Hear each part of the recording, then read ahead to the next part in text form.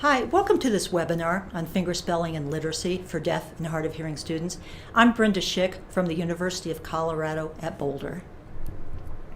Funding for this project was provided by the U.S. Department of Education by the Office of Special Education Programs, and this work is licensed under a Creative Commons International license.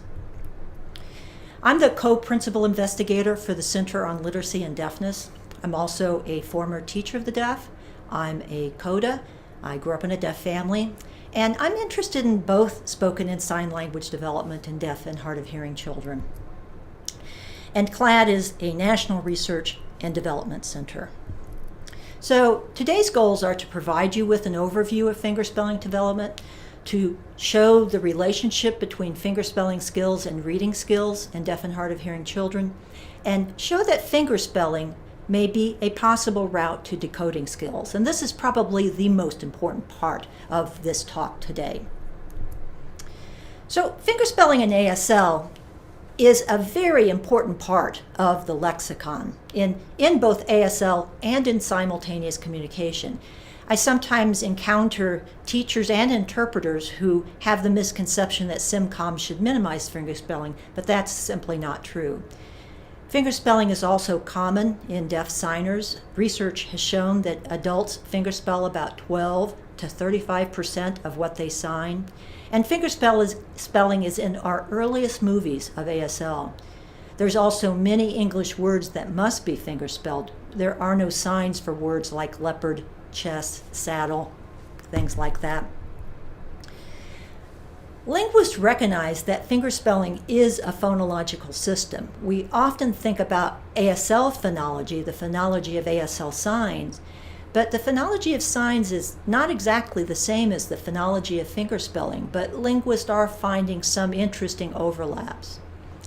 There are different kinds of fingerspelling. Many of you probably already know about lexicalized fingerspelling, where the fingerspelled word does not represent each letter in many times. So we have lexicalized back, car, dog, which look more sign-like. We also have fluent neutral fingerspelling. That fluent neutral fingerspelling is not just a sequence of letters. That in good fluent neutral fingerspelling, you can see sublexical units. You can see chunking and co-articulation. So when I sign mat, sat, fat, cat, you can see that my AT in those fingerspelled words had a very similar type of production, movement, and co-articulation. We're going to see a young boy fingerspell motorcycle in education, and you will see him chunking these words into smaller parts. It's important to note that neutral fingerspelled words can become lexicalized quite rapidly during a single discourse.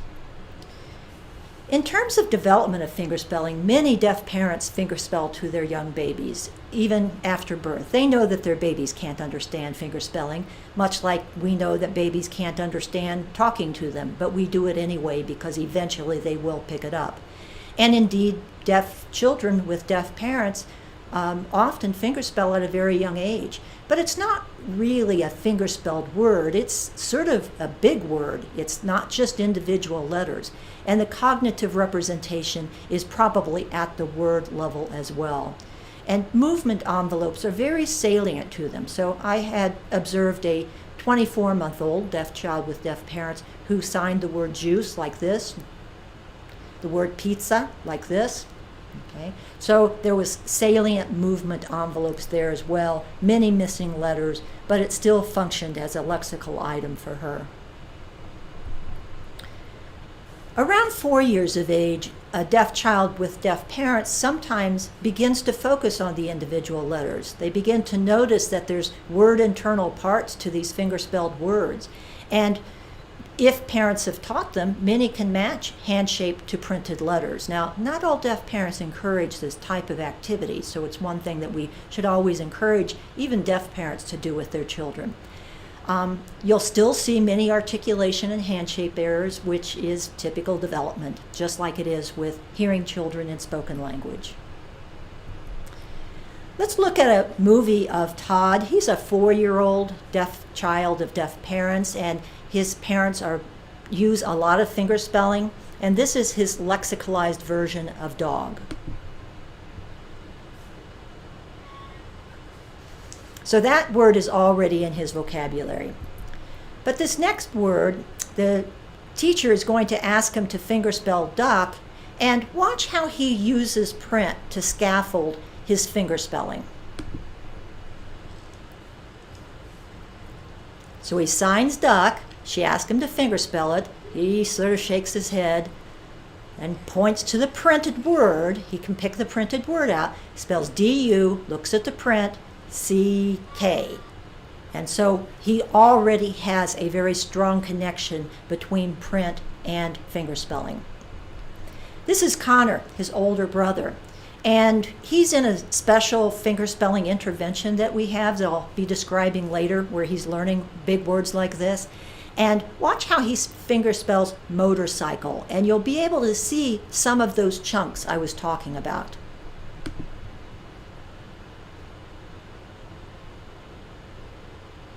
Okay, that is true fluent neutral fingerspelling. Now this next word, education, he's struggling a little bit with this to recall how to fingerspell this word. But watch how he sort of retrieves the word in these chunks. E-D, U, C-A, T-I-O-N. And notice that last T-I-O-N, how co-articulated, how much it appeared as a single unit. He clearly has this word represented in his cognitive system. His mental phonological representation of this word includes the chunks as well. So fingerspelling is an essential part of sign language, and we have to believe that young children can learn to fingerspell. But one thing we know, and we're getting more and more data on it, is that hearing teachers and parents often do not fingerspell to their young children. So why do you think that's the case? Why don't you take a few minutes to discuss that and pause the video, and when you're ready to see my thoughts on this, then restart the video.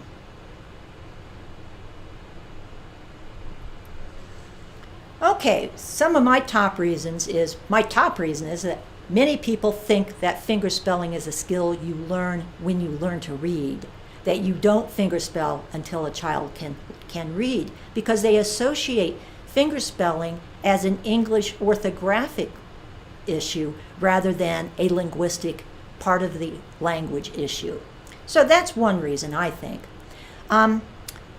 Fingerspelling can be hard for hearing people. For those of you who have had to learn to sign as an adult, you know that fingerspelling is a very challenging skill to master, and it's easy to avoid. I think that many people also don't understand that fingerspelling can be at a word level. In fact, that's where children probably should really start, to get them to have some word level lexicalized fingerspelled signs in their vocabulary, to start them out on fingerspelling young. And many teachers, I think, believe that it is better to invent a sign, that fingerspelling is just too challenging for children. It's better for you to have a sign instead. So let's switch our attention to fingerspelling and reading. Let's start talking about this big idea of how fingerspelling could serve as a possible alternative pathway to decoding words and strengthening print recognition. So we know that many of our deaf and hard of hearing children have limited sound access and limited decoding skills, that even with the current hearing technologies, there are still many deaf and hard of hearing children who have limited functional access to sound. That is, that they really don't understand speech through hearing. And so many of these children use sign language either as a supplement or as an alternative to spoken language. And teaching decoding skills using spoken phonological awareness when you have limited sound access is a very big challenge. So here's the phonological problem of decoding print. With spoken English, children have a spoken phonological representation of that word in their cognitive system, and the teacher's job is to teach them the complex mapping using the alphabetic principle and teaching decoding skills of how to get from what they know the word sounds like and how you say it to mapping it onto English orthography. And that is one of the first most important stages of hearing children learning to read. But when children are using sign language, and it doesn't matter whether it's SYNCOM or ASL, the phonological representation of a sign has no relationship with English orthography. We can talk about the phonology of a sign like mom, but there is no relationship between this phonology and what the child sees in print. So it becomes, instead of decoding English orthography, it becomes a big task of memorizing English orthography, which we know is not a very effective way. Fingerspelling, however, has a one-to-one relationship with English orthography. It maps onto English orthography even better than spoken language does. And so we can take advantage of that fact. So fingerspelling may serve as an alternative to spoken phonological awareness and phonics. It may provide a child with a visual and kinesthetic way to analyze written words into smaller parts and to store them in their brains. And so it is a different form of decoding, but it is a form of decoding. And so then deaf and hard of hearing children would not need to rely on sight word memorization, which we know is a very ineffective way for all children to learn to read. So here's our model of fingerspelling as a connection to print, that for any child, hearing or deaf, they have a mental lexicon. And for deaf children, that means that they have signs stored in their cognitive system, they have lexicalized fingerspelling stored in their cognitive system, and some have spoken words as well. So, as I'll be talking a little bit more later, we believe that when we get children to do physical fingerspelling word analysis, where we're having them fingerspell words and break them down into parts, that leads to stronger mental fingerspelling phonological representations and probably earlier establishments of those representations. And when they link them with a mental orthographic representation, that leads to orthographic knowledge, it leads to sublexical knowledge. We could see that Connor in his fingerspelling of education clearly had sublexical knowledge of that word, and that TION chunk was a pattern to him, and we believe it will lead to better word identification of print. So let's talk about this mental fingerspelling phonological representation. We came up with this term, and for a hearing children, when we talk about what's actually in their cognitive representation of spoken phonemes, it includes how they sound, how you say them, how your muscles and vocalizations are coordinated to produce them.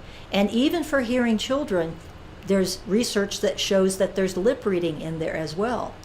So, how do you guys think that fingerspelling is stored in our cognitive system? So once again, pause the video, and when you're ready, come back and see how yours compares with mine. Okay, I think that up there is what the fingerspelled word looks like when somebody else spells it and when I see my own hand spell it. I think that it also stored up there is what it feels like on their hand. I don't know if any of you have ever observed a child when they're trying to read a word. We see kids sometimes spelling it out and then they recognize the word. It's almost like invoking that kinesthetic motor pattern helps them recall that word a little bit better. I think that stored up there are chunks that are common patterns, like the AT or the TION are common patterns. And I think that children also have stored how fingerspelling relates to print. I'm sure that many of you came up with some different things, probably ones that I would love to know, so perhaps you could even email me those ideas. Okay, so let's move to a national study of fingerspelling skills. How well do our deaf and hard of hearing students fingerspell? That's a big question that we don't know the answer to. So working with a a student, I developed a test on fingerspelling ability and phonological awareness test. This is modeled after many common tests of spoken language phonological awareness. And the test consists of 5 subtests. There's an imitation task where children have to imitate words of increasing length, which is really a phonological memory task. There's an alliteration task where it has the same first sound or the same first letter. We have a rhyming task where the children have to find which words have the same last chunk. And we have a blending task that I'll show you an example, and an elision task where you have a word like flight and remove the L, what's left. So here's the elision task. T-I-M-E. That M, take it out, what's left? And what's left is tie. And that requires a lot of phonological memory span to do this task. Here's the blending task. Oh, I guess we're not seeing that. Okay, so we collected data using this test from 161 kids from kindergarten to 5th grade from schools all across the United States and 1 Canadian province, and combined data from 3 different studies. So we gave children the fingerspelling test, the expressive one-word picture vocabulary test, the Woodcock-Johnson letter-word identification, and a passage comprehension task. In terms of demographic data for children between kindergarten to about 3rd grade, roughly our data set is about 20% in each of those grades. We have fewer kids in 4th and 5th grade. 30% of these kids have a deaf mom or dad or both, and that's a pretty high number, we know. 40% of these kids use spoken English at home, about 40% use ASL, 14% use Spanish, and only 22% use speech and sign.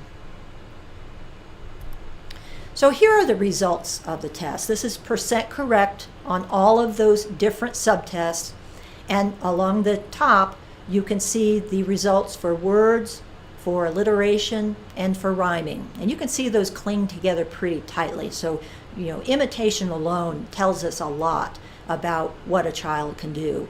And you can see that kindergartners get roughly around 60% correct, and it goes up to around 90% correct by 5th grade.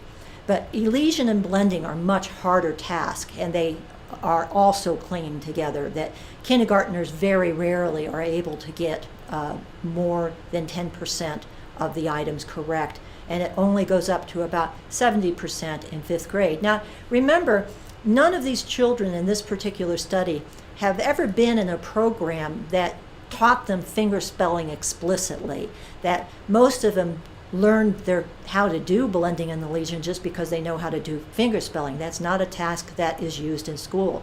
There's a significant main effect for grade here, which means that as kids get older, they get better now.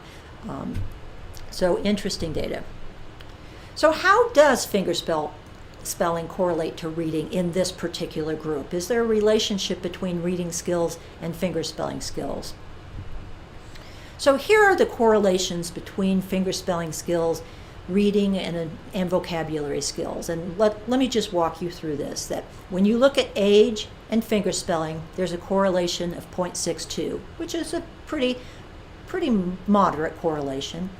When you look at fingerspelling and expressive vocabulary, there's a correlation of 0.551, moderate. When you look at fingerspelling and reading, there's a correlation of 0.85, a very strong correlation. And in fact, you would expect a correlation between age and expressive vocabulary, but there isn't one, not a significant correlation.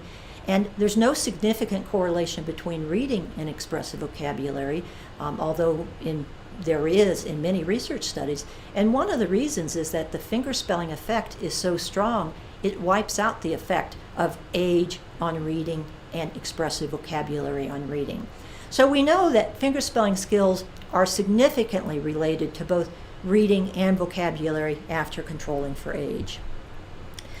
So let's do another mini discussion. How are children taught fingerspelling? I want you to think about how they learn it. How do people teach it? And so you'll pause the video, and when you're ready to come back, you'll see some of my ideas on this.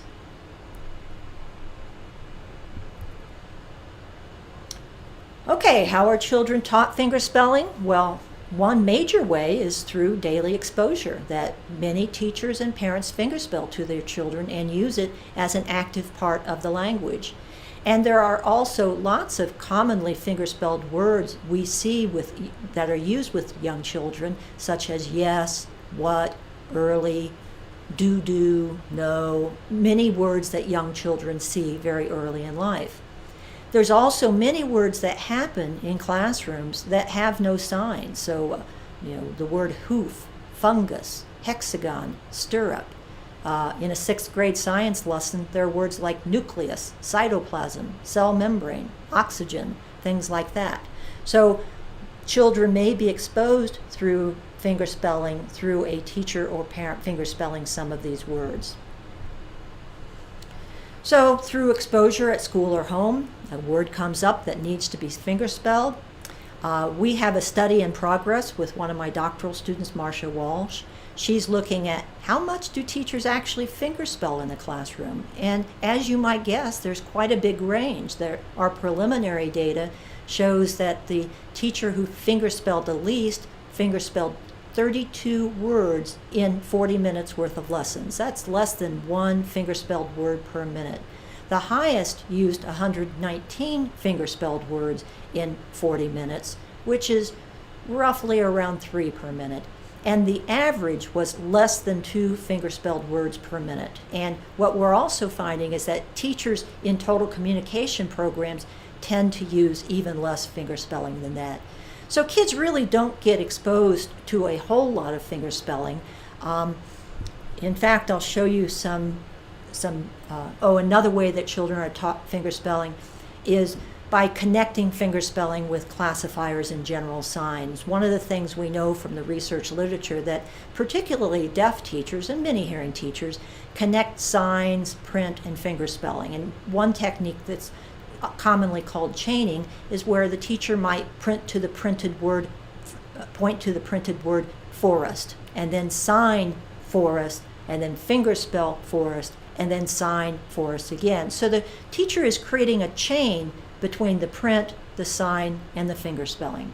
Another common technique that we see used even with very young children is often called sandwiching, where you'll see a sign, then the fingerspelling of that sign, and then the sign. So sign poem, fingerspell poem, sign poem. And so that probably is a very effective technique, although we don't have very much data on it, in helping children connect a ASL sign with an English representation of that word using fingerspelling. So here's an example of a generic sign that really doesn't mean exactly what the target word is, mild. The target word is mild. So this deaf adult, I'll show you how he signs this and translate it. In Africa, the weather is mild. Okay, and so the sign he used, quiet, there's a lot of different ways that mild could be signed, and so he followed it up with a fingerspelling of the word. Similarly, in this clip, he uses two English words that really don't have a great sign equivalent.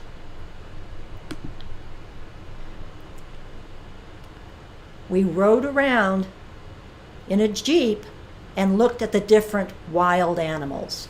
I'm sorry that the video didn't work so well. So let's talk about tips about fingerspelling in our classrooms. It's really, really important. And how can we get more of it in there? So let's talk about general signs versus specific fingerspelling. That what we've seen in our classroom observations, and I also do research on interpreters, so I've seen this in interpreters also, is that teachers and interpreters often underuse fingerspelling. They might use generic or general signs that really don't represent specific English vocabulary, or sometimes I often see key concepts omitted because they require fingerspelling and it's easier just to drop it. So here are some great examples of some missed fingerspelling opportunities. I had the opportunity to observe in the past a classroom educational interpreter. I observed her in the 4th grade where the teacher was using the word props again and again, and the interpreter interpreted as things. You know, you'll need to bring your things to class. We'll change into your things before the play. And costume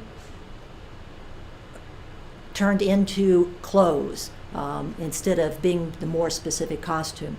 And in a different discussion, in a 7th grade discussion of Ebola medical procedures, the teacher's use of decontamination suit turned into clean clothes. Infectious turned into sick, ventilator turned into breathe, and overpopulation turned into deleted. So in both of these classrooms, the hearing children were exposed to more sophisticated vocabulary that obviously the teacher expected them to learn and understand, but the deaf student got no exposure to what those words really were. There's also a myth, I think, out there. I hear it a lot from both interpreters and sometimes teachers, is that you really only need to fingerspell a word the very first time. It's sort of a rule. You fingerspell a new word the first time it's used, and then you can use a generic sign. And so you might fingerspell the word running total once and then just use a generic sign for add. And in this recent classroom observation of the interpreter, the teacher did actually use the word running total about 15 times. And it was very apparent to me that it was a word she wanted them to use because she almost never substituted a pronoun for it. She didn't say, you need to calculate it. She said, you need to calculate your running total. You need to make sure your running total is in the right-hand column. And she continually used that word again and again. And the deaf student in this case had a single exposure to the word, and ironically, it was at the very end, the interpreter just used add, and finally, at the almost the very last time the teacher used it, finally fingerspelled running total.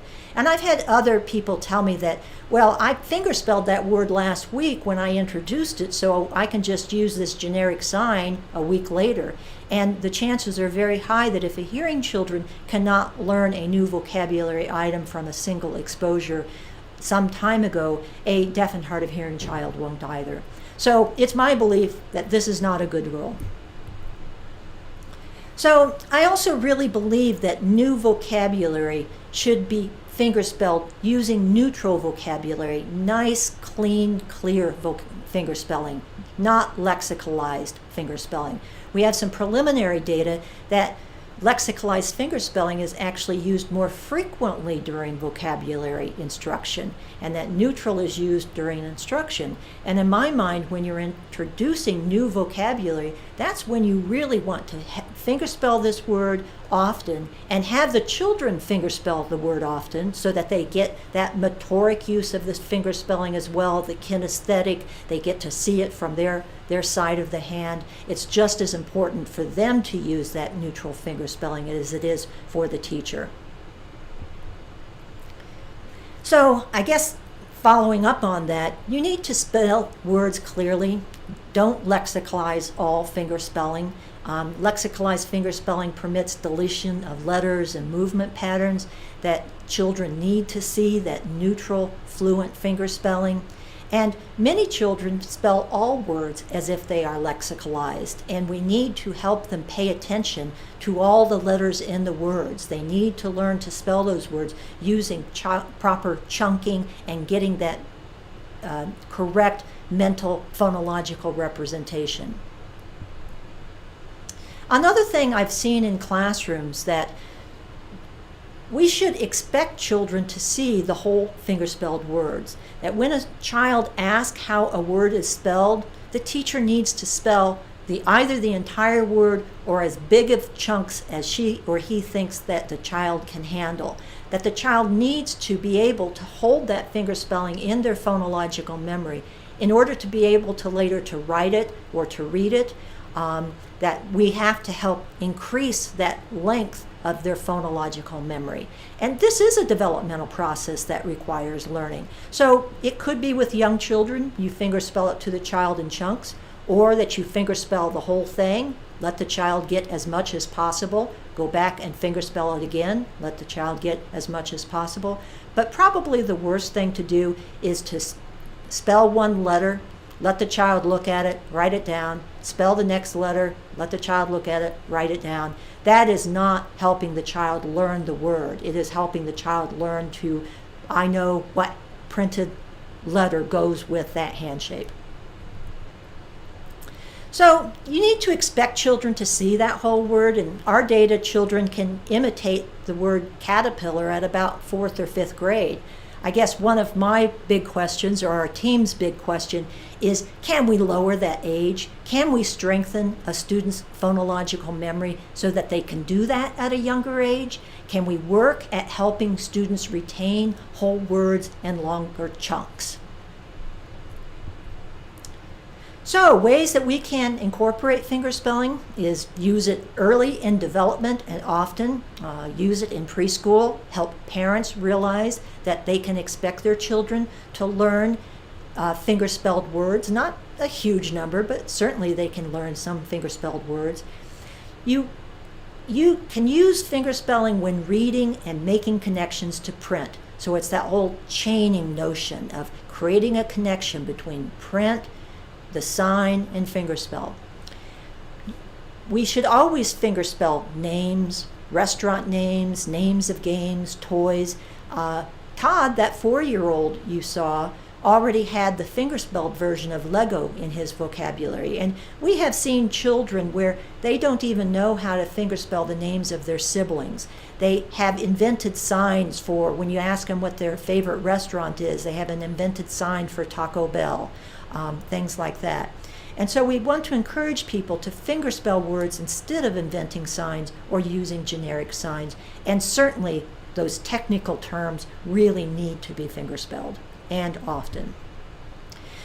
So the question I mentioned before is, can we leverage fingerspelling as a pathway to help decoding and print recognition? We know that 8th graders need to recognize more than 10,000 words. That's a lot of words that our deaf and hard of hearing kids need to learn. So right now we're engaged, we just finished the first-year trial of a fingerspelling intervention where we taught children in kindergarten, 1st and 2nd grade. We had 14 kids in this study, 3 days a week, about 75 minutes per week. And we taught them in a very, very different kind of way that I'm going to show you, that we used word families. And one of our overarching goals was that the students would develop mental fingerspelling phonological representations, like you saw Connor had with education, and mental orthographic representations that will help children do print recognition better. So here's what the word family approach looks like. Kindergartners only got 5 words, and they only had one word family. This is the ET family. 1st graders and 2nd graders had 2 word families. The 2nd graders sometimes had 3. And 1st graders had 8 words, and the 2nd graders had 10 words. And we would do a lot of phonological awareness tasks in fingerspelling. So for example, after we taught the child how to fingerspell some words, we would play games with them like Odd One Out, where the child would see the picture that represented put, pin, and get. And there was no print there. We do this all through fingerspelling alone. Have the child fingerspell these words and then ask the child which pictures start with the same first letter. Same thing with an alliteration task, where we would show the child the picture word for pet, put, and get, and then ask the child which of those 2 words, put and get, starts with the same first letter as pet. And again, they don't have any print there. We want them to develop this phonological awareness in fingerspelling before we expose them to print. Oh, I'm sorry, this slide was repeated. So here are some of the results. This is data for fingerspelling skills at pre-test or baseline and post-test for 9 units of these fingerspelled words. And we have 2 different graphs right here. On the left, we have what we're calling good readers, children who scored on the Woodcock-Johnson at a standard score of 85 or above. And on the right-hand side, we have the scores for the children who we call struggling readers, who scored on the Woodcock-Johnson at a standard score of 85 or below. And luckily, we had 7 in each group. And you can see that for the good readers, their pre-test scores are not very good. They didn't know how to fingerspell these words, but they could after teaching, and they could also, by the end of by units 8 and 9, really by unit 7, they were at ceiling. They got 100% on many of these words. In contrast, you can see that for the struggling readers, this, in the beginning particularly, was a very hard task for them, that they were scoring around 50% correct for the first 3 units. And look at those error bars. Look at the standard deviations. There's large variability in this group. But as you see, this program was actually very effective for these kids, because by units 7, 8, and 9, they were scoring 80 and 90% correct, and some of them were scoring 100% correct. And look at the standard deviations. Look at the variations. That there was a lot of variability in the beginning, and by the end, there was much less variability. So this kind of approach particularly seems to help those children who are struggling readers.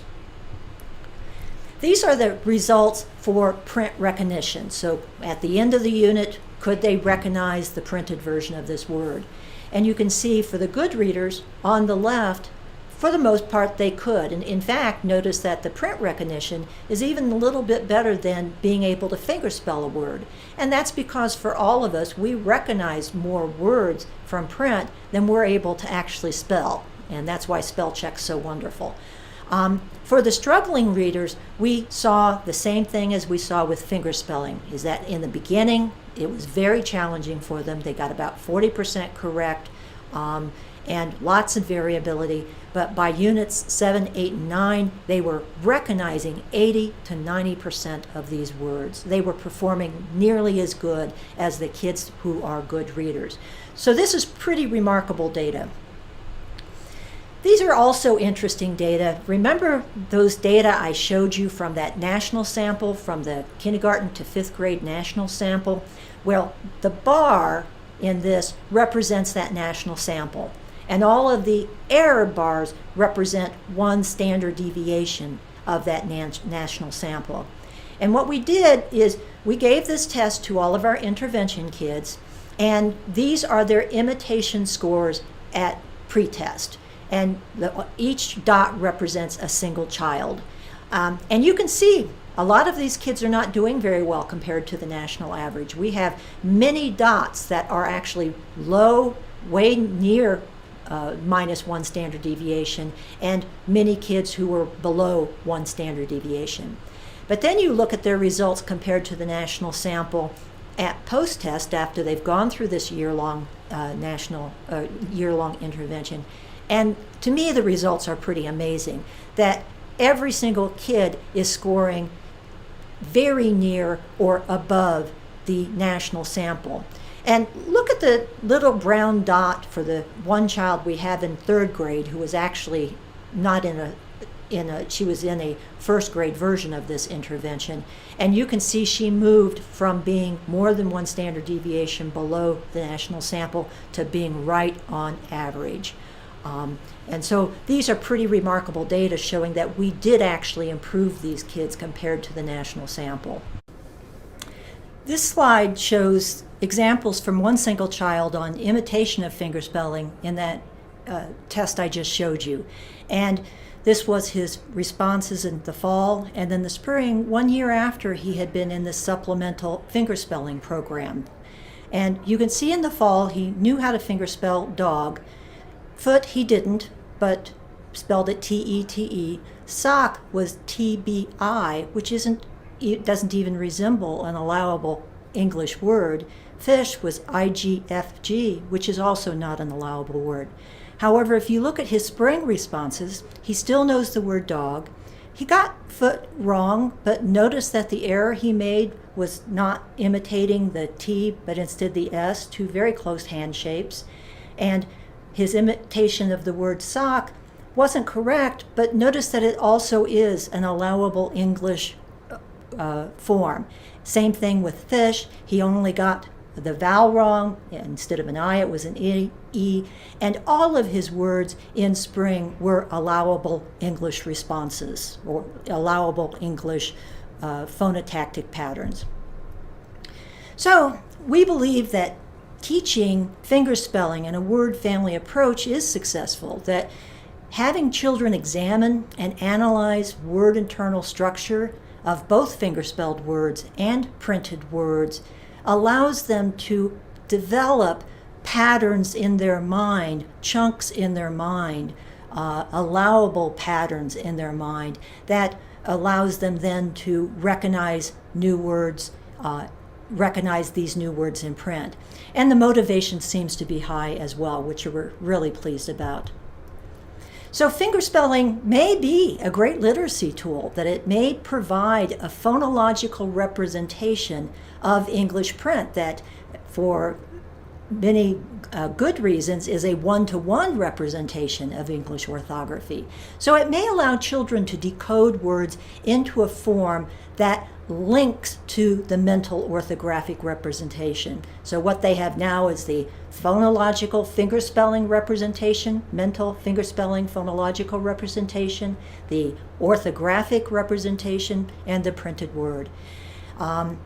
Fingerspelling has a strong relationship to reading and vocabulary, and it may provide an alternative to spoken phonological decoding for those of our children who have limited access to sound, who have been particularly hard to teach decoding skills.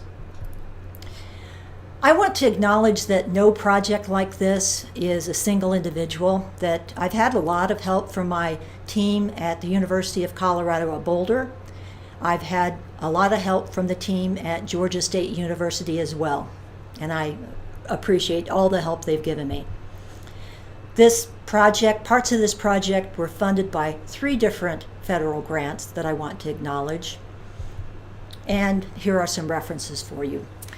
So I hope you enjoyed this webinar. I hope it was informative. I'm looking forward to your questions and to a discussion and hearing what you have learned about fingerspelling with your children, and maybe some of the strategies you use to build fingerspelling into your day-long educational process. Thank you very much.